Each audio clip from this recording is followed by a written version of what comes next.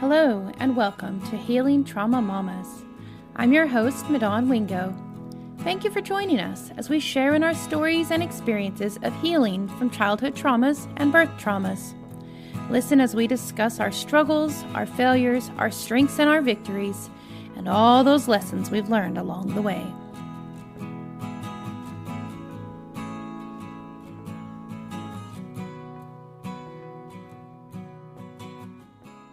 Today's guest is Anj Mosier from Wyoming. Anj, would you like to introduce yourself? Yeah, hi, I'm Anj. I am Alyssa's second cousin. Um, and I'm in Evanston, Wyoming. I have 3 kiddos and 3 dogs. Oh, that's Hi. great. Well, just to let the listeners know, I actually have a special privilege of getting to have Alyssa on the podcast with us today, too. And it's kind of interesting because Alyssa, I'll let you kind of share like how you and Anj ended up in our Facebook group together and why you're on the podcast together today. Sure thing. Anj is my second cousin on my mom's side. She was one of my first invites into this Facebook group. She has shared her story through Facebook without having any names and whatnot. And she kind of sent me on my own personal journey of learning more about our parent generational trauma. Yeah, I think you and I spoke So about there's it. that. I think we spoke about it just a little bit in your interview, the first Yeah, podcast that we briefly. were able to do, just that how when we started the group, we didn't realize that so many different distant and closer relatives of yours were going to end up joining the group, and then you guys were able to kind of discover some just different things that had happened that you had you know my words aren't going well tonight, but different instances of experiences that you had that were similar that you wouldn't have known about had you guys had not joined the group. Yeah, I think that pretty well says it. Anj, did you want to kind of, I don't know, go more into that? Sure. Would you mind telling us just kind of a little bit of your story, Anj, and how you ended up joining our Healing Trauma Mamas group? I think it was Alyssa reached out to me because she had heard some family talking about some of the things that I had said had happened to me. And she was like, I need answers because I don't know what's going on. And I'm really trying to heal myself now that I'm a mom. And so I just shared with her some things that I don't know that she knew. And I think people had thought I was lying about. And so when I started sharing that kind of stuff with her, she was like, oh my goodness, that all makes sense. I think I told her that her grandpa, her biological grandpa, started molesting me from when I was about 2 until I was about 6. And then he trained his son to carry that on. And I think he started when I was about 10. And then he started stalking me, pretty much my whole entire life. There was one time when I was about 12 that he chased me through a field. I don't even know where he came from. And he knocked me down and he knocked the wind out of me and he bashed my head against the ground. And then he took a switchblade out of his pocket and he sliced the ring finger of my left hand up and down. And he said that we were blood married. And then he sliced his own hand. And he proceeded to try to rape me. And I had some friends that happened to be just like shooting BB guns out in the same field. And they actually rescued me from actually being raped. But Wow. so that would be Alyssa's uncle. Yes. Okay. So and then yeah. So through the group, I think that you guys realized that there was kind of a web of generational trauma happening, that because trauma is so difficult for us to talk about.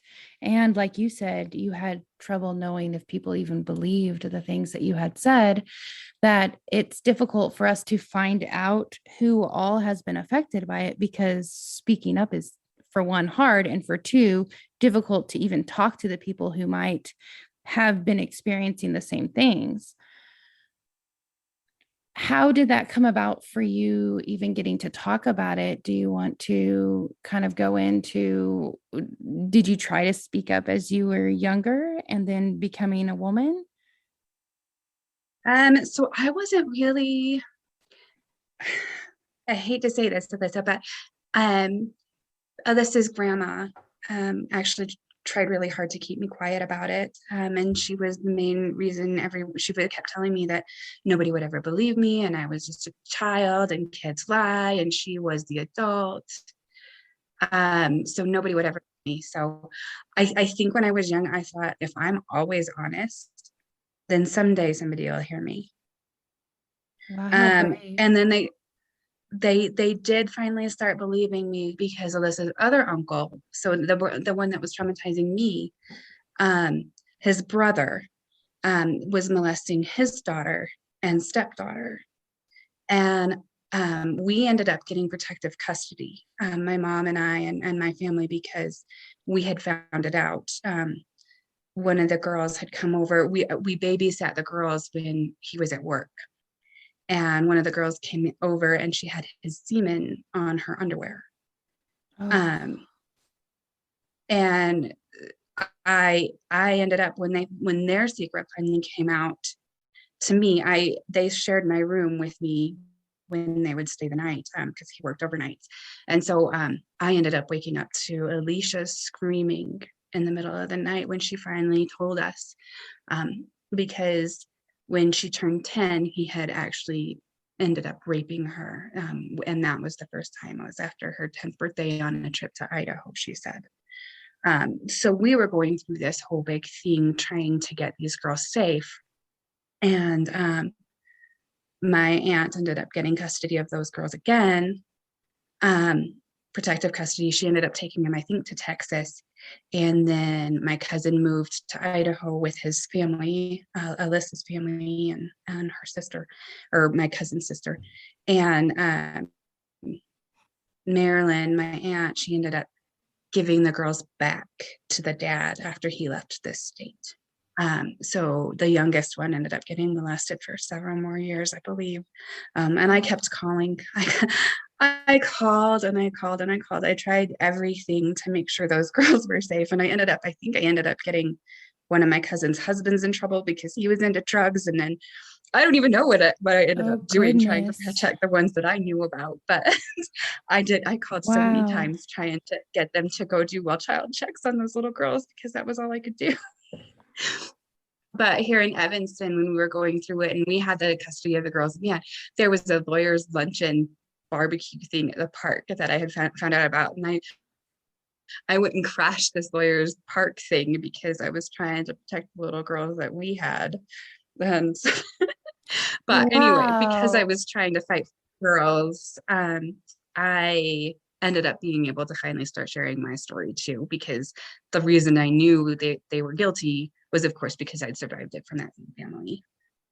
What an amazing, strong woman you are. I can't even imagine all the different things that you had to kind of squish down, when you're trying to speak up, like, because you weren't just speaking up for yourself, you were speaking up for those little girls. And how brave of you, honestly. I mean, I don't even know what to say, but just thank you for speaking up. Do you know what has happened to them since then? I with you. Do you? They don't let Yeah. me talk. They don't let me talk to them. Yeah, you're talking about Rebecca and Alicia. I know very little about Alicia other than I think she had a kid at 16, and that's the last thing I remember hearing about her, is that she was raising, I think, a little boy. And then Rebecca, she was tossed around her entire childhood. She wound up, she's lived with my grandma, who you're speaking about, for a while, and then she went back to her mom, and her mom took her, I think it was to Kentucky, but kept sending her back and forth between my grandma Marilyn and her. And then finally it turned into my Aunt Julie took in Rebecca. And then Rebecca, as soon as she turned 18, she ran away and got married. She was living in Nebraska with my aunt, and my aunt kept sending her to a group home because she would run away. And I've tried so hard to reach out to her, and I wish I had tried harder to reach out to her. But she basically had been called a liar her whole life. That's what I grew up remembering, is that my grandma would call her a liar and tell us what a big liar she was all the time.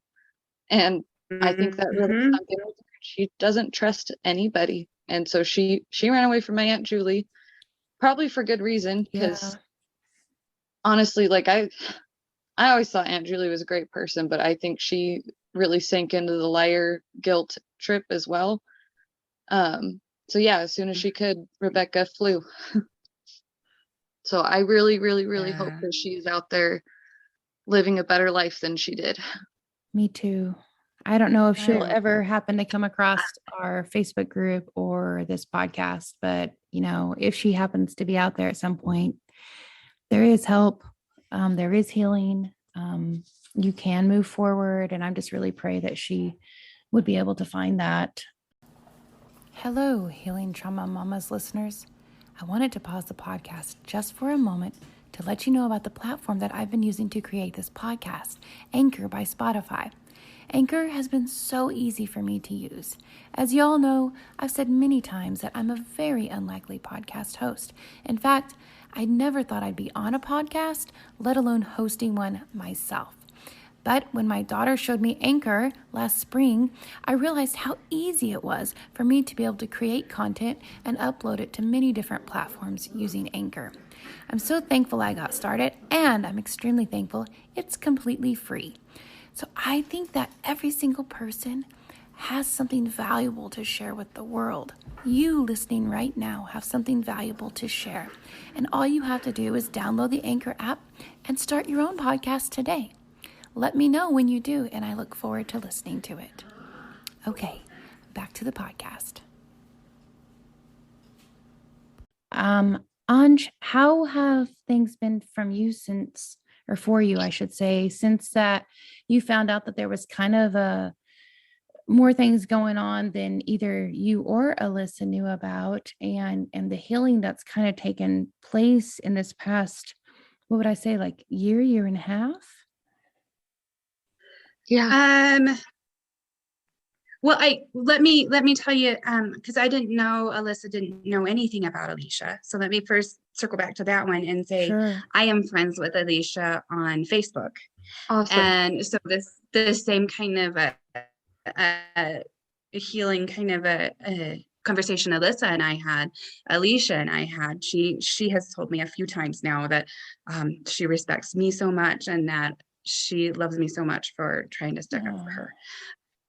So I do get to see I'm so glad you get to see that and get to have that relationship still. As far as the healing goes, I've been on a healing journey for years. And, I kind of have that stereotypical, and I don't want to say it's stereotypical, but it really is because of the trauma that I've had, a series of really rough relationships, like romantically at least, which, I mean, you have to, it's almost like each one is teaching me how not to love or how to love what I really am looking for. My last one, my ex-fiance was cheating on me with his ex-wife and the woman he ended up marrying 4 months after I got out. And he had gotten arrested for battery against me, which of course I got out really fast because I recognized it pretty easily because of the things that I survived. So I've been single for a while, but I really love that I'm healing along the way. I just started, and this might seem strange to you, but I just got a ring around my midsection. I got 3 tattoos to kind of signify some sexual healing. Um, one was on my like right hip, one was on my left hip, and then one was around my back. And the one around my back says, "Show me the way that you rise above." And one was for me, for my own healing. One was for my future partner, and then one was for everybody that I've helped survive or that I will end up helping survive. Because after all of my trauma and everything, the past few years I've gotten raped twice, just being single, newly single after a divorce. And you just it's hard. So I don't know. But I have worked in sexual assault and family violence as part of my healing process. I used to work at a newspaper, and in the newspaper I would write my own columns, and I would share bits of my story in my columns. And it was amazing how many people reached out to me Wow. using that medium. So now one of my friends, I ended up modeling as part of overcoming some of my stuff, because you don't feel beautiful Yeah, that's after you've survived. brave. Wow. You feel dirty, right? Yeah. And so, my mom has some pretty severe body image issues that I did not want to pass on to my children. And so I thought modeling. And it was, yeah, I started modeling, and my photographer is a Reiki. I don't know if you know anything about that, but No, I don't. he, What is that? it's energy healing. So like the energy that you take on, this negative energy that you're holding on to because of the trauma or whatever, it helps you release that. Mhm. I think it's wonderful. It helps me a lot anyway. But he ended up, he uses photography and modeling as kind of a way to rebuild women, honestly. He's seen he was an officer for 20 years, and so he saw the worst ugly. Mhm. And so he changing it through photography, and it's beautiful. Oh, that's But he's not only wonderful. changing it photography and Reiki, he's also changing it through, he helped me start a magazine, and we share women's stories once a week, and then we publish it every 2 months. Oh, that's wonderful. And it's all about women healing. Uh, And so we share their Anja, stories. I would love to be able to share that with the listeners. So I'll make sure we get Oh, the link sure, from you absolutely. to add it to the show notes and allow our listeners Absolutely. to be able to join in on that. Because what a wonderful way to help women be able to gain self-worth, confidence, and on their journey to healing. I just think that's amazing. I'm so glad that you're part of that. Thank you. Me too.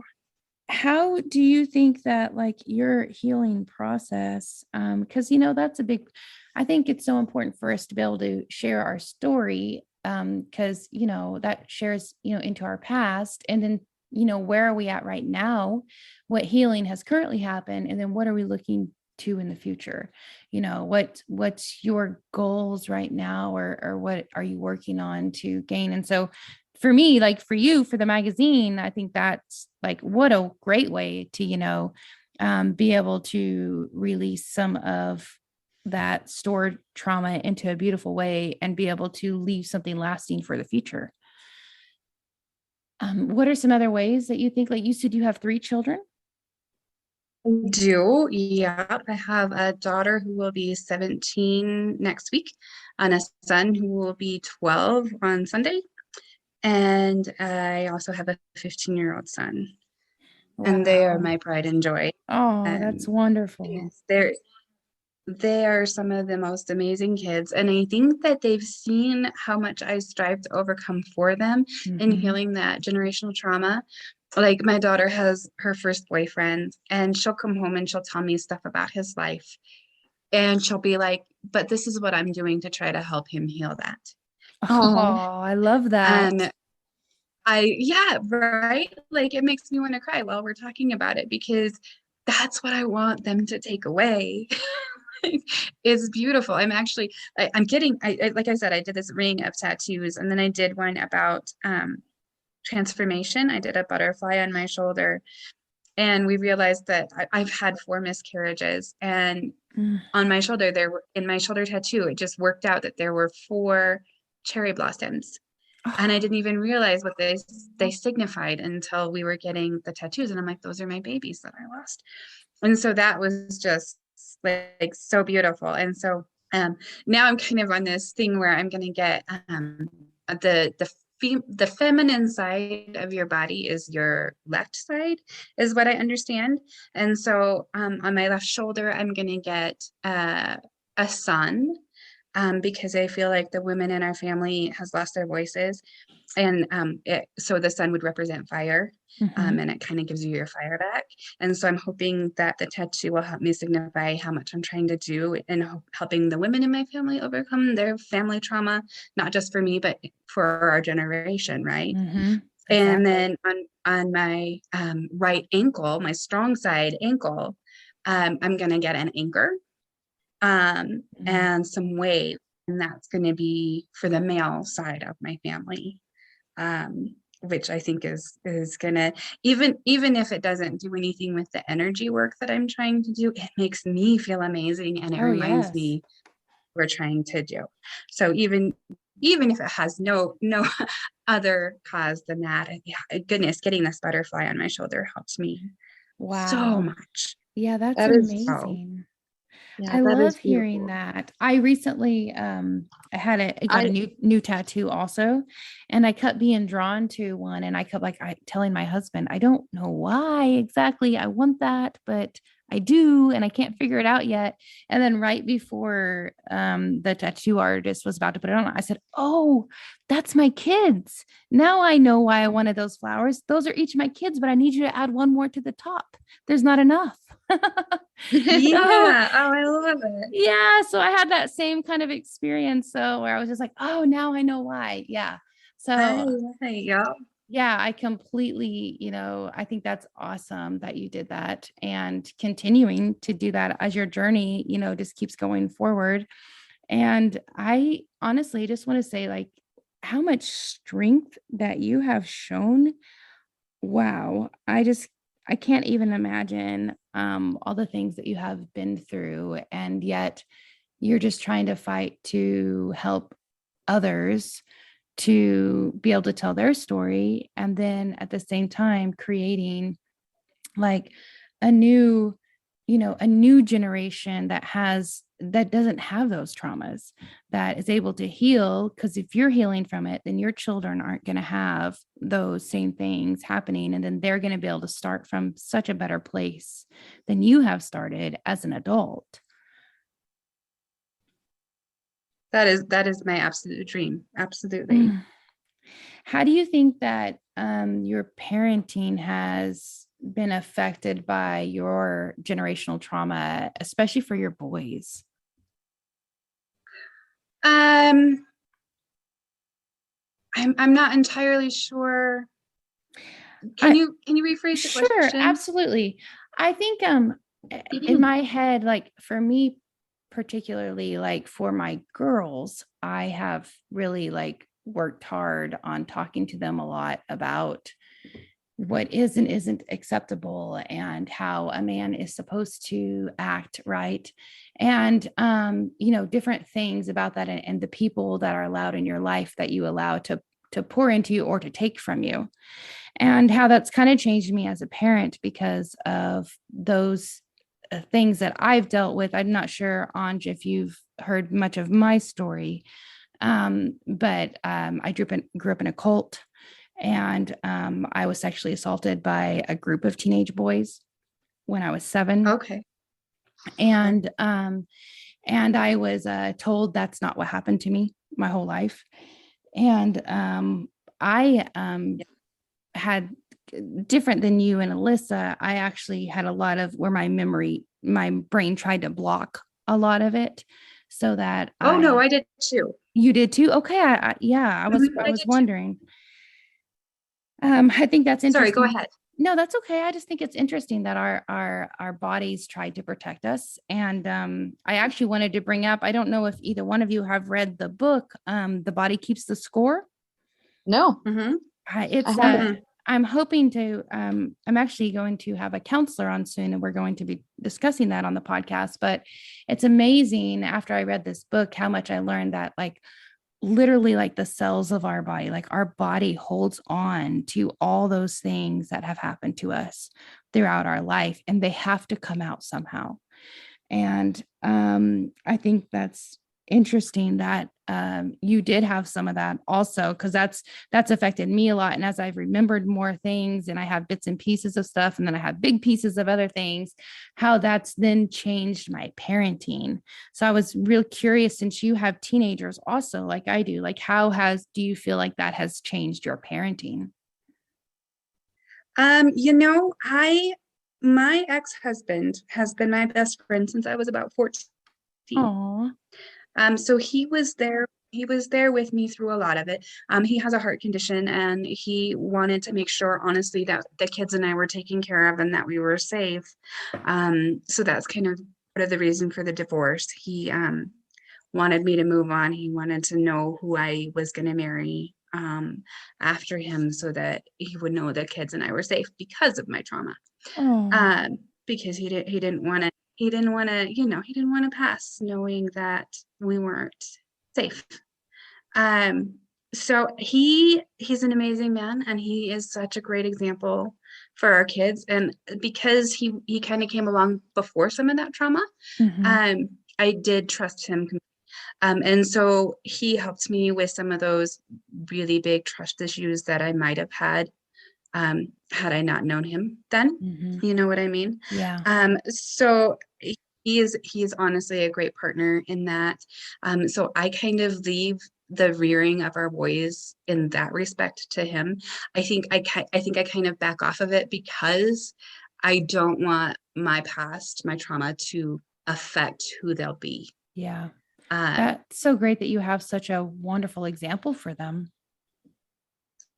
It really is. I mean, he still will come over and fix something if I need it. And we've been divorced for like 6 years. Oh, So, and that's the example that I want my kids to have, though. I mean, absolutely. there was somebody, we were at Subway, my kids, and they were getting dinner at Subway. And um, there was somebody who worked there, that was carrying some heavy stuff out the door. And so my youngest son, he just ran over and opened the door for these people that were just carrying stuff. And he held the door open for them. And everyone else was like, my kid would never have even noticed, let alone rushed to Oh, open it. And so I try really hard not to let the trauma affect them, but I do tell them, this is how you should treat someone. This is not how you should treat somebody. And like, even when we're in public, if a guy's yelling at a woman, oh my goodness, my middle son, he will just be like, hey, you don't talk to her like I love that. it.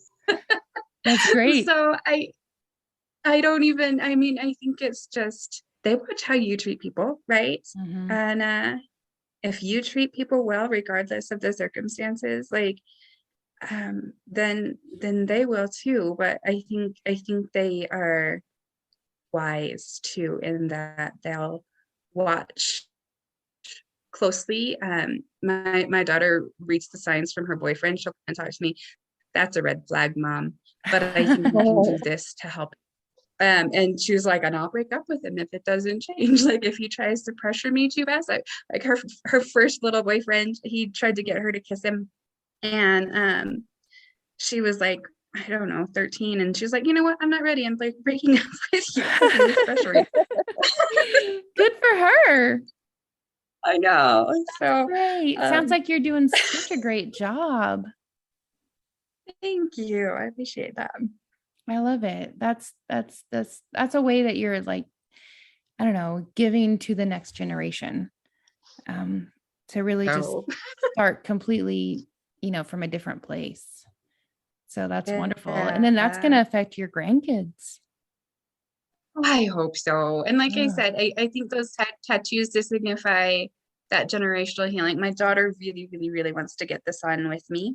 Oh, So I think that'll kind of that'll pass that down too, that remember you should have fire. yeah, I like it. I like it. I might have to get a son too. Oh, Yeah, I love it. Yes. that would be so sweet. Yeah. Right? I Because we're also, healing each other, babe. yes.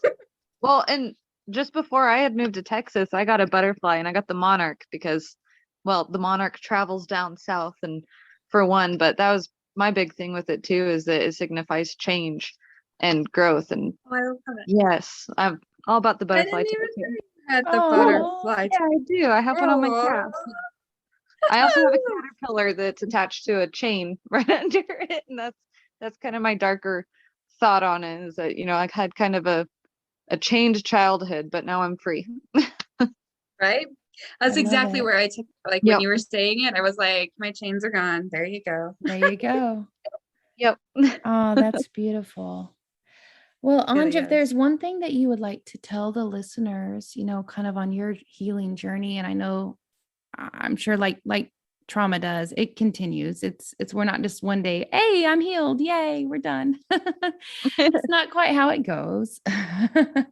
It's a process. I know. Is there anything that you'd love to share with the listeners? Really, it's just to use your voice, and keep your eyes open, because, and really recognize those cycles and work for that change, because, if you know what's coming, don't let it happen again. Like, if you've had a bad relationship, see the difference in the next one, or don't be in Yeah. it. Like, leave faster. And let that healing continue for sure. I love that. Yeah, that's perfect. Thank you so much for coming on the podcast and sharing with everyone. I know that can be difficult, but you are so brave, and I look forward to getting to see the photography that you've been talking about, and just the wonderful steps that you've taken to help so many other people. Well, thank you so much for having me on the show. I appreciate it. Absolutely.